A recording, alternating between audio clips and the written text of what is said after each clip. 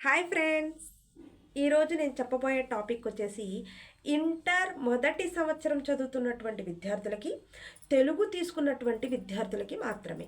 Sanskrit చెప్తున్నాను కదా, తెలుగు తీసుకున్నటువంటి విద్యార్థులకి మాత్రమే. ఇంటర్ మొదటి సంవత్సరంలో తెలుగు తీసుకున్నటువంటి వాళ్ళకి ఈ స్టార్ పోయం అంటారు కదా, అందులో ఒక పద్యాన్ని వివరిస్తున్నాను, జాగ్రత్త చూడండి. ఎన్నో ఏళ్ళు గతించిపోయినవి గాని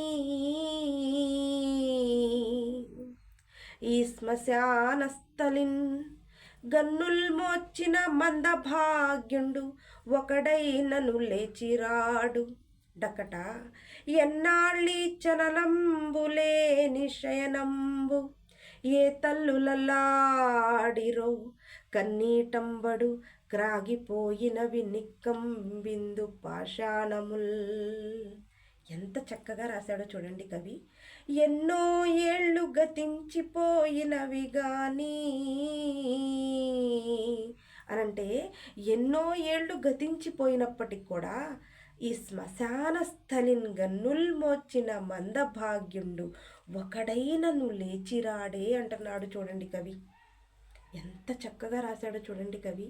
ఎవరైనా ఇక చనిపోయి శ్మశాన వాటిలోకి వెళ్ళిన తర్వాత ఎవరైనా ఇక లేచి వస్తారా?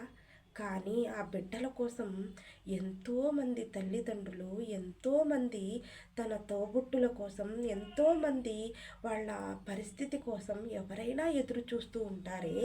కానీ వాళ్ళు తిరిగి వస్తారా? శ్మశానంలో నుంచి వాళ్ళు తిరిగి వస్తే ఎంత బాగుండు అని ఎంతో బాధపడుతూ కవి ఎంత చక్కగా రాశాడో చూడండి.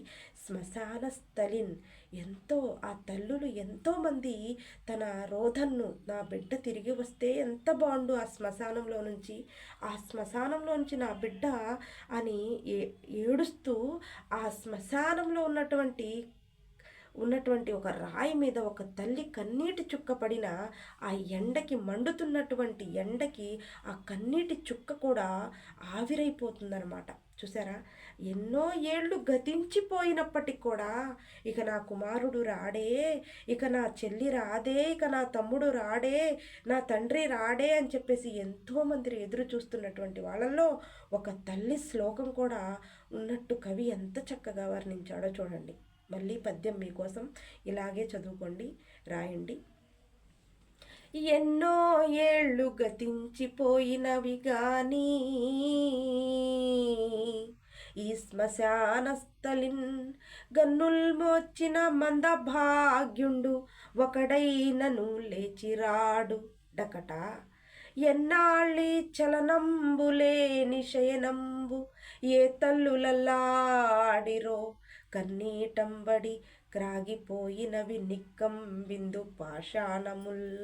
ఎంతమంది తల్లులు అల్లాడురయ్యా, ఆ శ్మశానం నుంచి ఒక్కళ్ళైనా లేచిరారా అని ఎంతమంది తల్లులు అల్లాడుతున్నారనే విషయాన్ని శ్మశాన వాటి అనే పాఠంలో కవి ఎంత చక్కగా వర్ణించినటువంటి వారికి పాదాభివందనాలు. ధన్యవాదాలు.